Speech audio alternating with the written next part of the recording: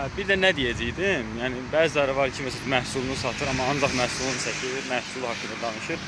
Yəni elə satış olmayacaq, heç alındıra da bilməyəsiniz. Çünki məhsulu satmaq istəyirsinizsə, məhsulu yalnız özünüzü brend eləyib sata bilərsiniz. Yəni özünüzü brend eləyəndə insanlar biraz sərbaş düşür. Bir Dolce Gabbana, McDonald's falan belə şeylər ağlına gəlir.